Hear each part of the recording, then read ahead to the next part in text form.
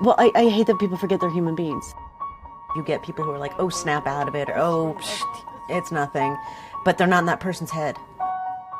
We've been hit with a massive tsunami in the state of Montana, and our entire safety net has unraveled. We literally don't have the capacity to hold this up any longer. People who have not suffered from mental illness or been around somebody who suffered from mental illness, I don't think understands. It is a disease.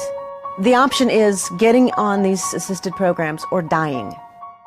And I think our government would prefer the dying part.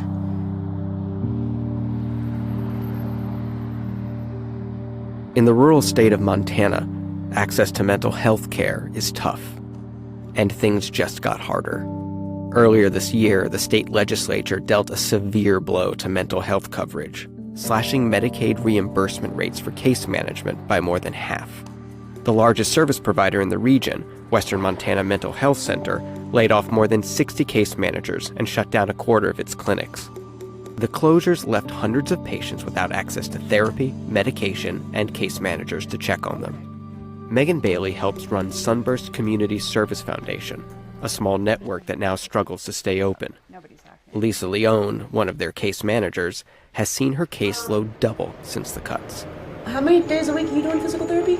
I work as a case manager, and my job is to make sure people can have quality life. Yeah, hang out there. I mean, these are people who need the system. As much as our government tries to say they don't, no, they do. We were doing okay, honestly.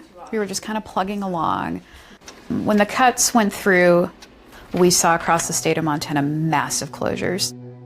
When case managers get to work and do their job right, we save the state tons of money. My spending an hour with somebody can sometimes keep somebody out of a state hospital for 3 weeks. That's a lot of money. I will be at the office till 8 or 9 o'clock at night because I'm getting billing done off the clock. And I look at my calendar and I am booked with clients. I don't make very much, I really don't. I mean, this is the least amount of money I've made in my entire life. I mean, including like when I was in high school. So we still are gonna do that where I can come over and just hang out when you take a shower, okay? Please, yeah. That doubles my panic going into that shower. Really? Yes. We work with a lot of people who are really, struggling. PTSD, depression or anxiety, prolific child abuse, sexual assault, domestic violence. I wish people would understand that this isn't something that it's their choice. And some of these people were in accidents that caused traumatic brain injuries. That's not their choice. You know, you can step off a curb, get hit by a bus, boom, you are one of these people. Megan and Lisa are part of a small coalition of mental health professionals who have banded together to advocate for their patients and themselves. They traveled to Helena to ask the Montana Children, Families, Health, and Human Services Interim Committee to reconsider the Medicaid cuts, as the future of mental health care in Montana hangs in the balance. Good morning, members of the committee. My name is Megan Bailey. I'm a licensed clinical social worker, and I also do program development with Sunburst Mental Health Centers.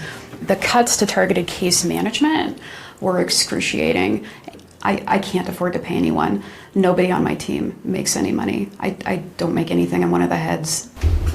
Hi, my name is Lisa Leone, Leon.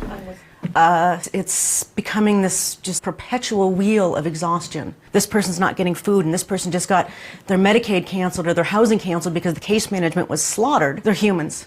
We're not a widget factory. We're not dealing with a product. We're dealing with human beings, and they have feelings, they have needs, and we need to start looking at that.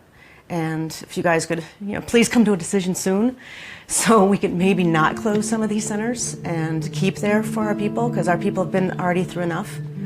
Thank you. Thank you.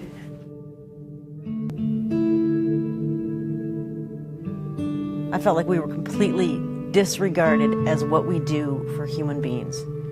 We all felt just like we were so insignificant and meant nothing. So your goal is to be so well that you don't need me anymore, okay?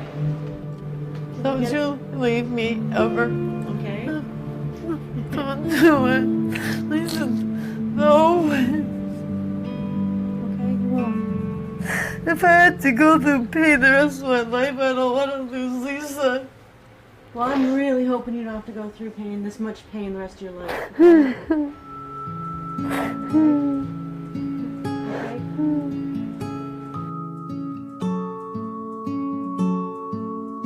drive through the city of Missoula and I see my people, I'm talking about the people who don't have the money. I'm talking about the people who are walking down the streets talking to themselves. You can look at other communities in other states where this has happened, and it gets far worse before it gets better. Your suicide rates go up.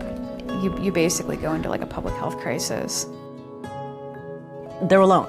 They're virtually alone. I want to continue helping unless they take it away from me. And that's a possibility.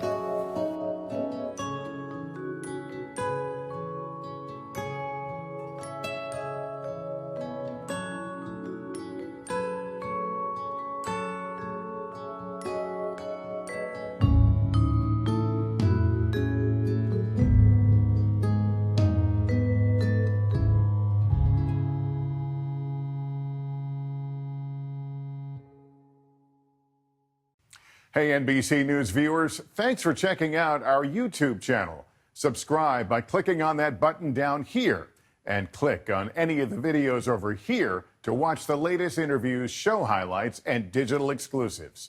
Thanks for watching.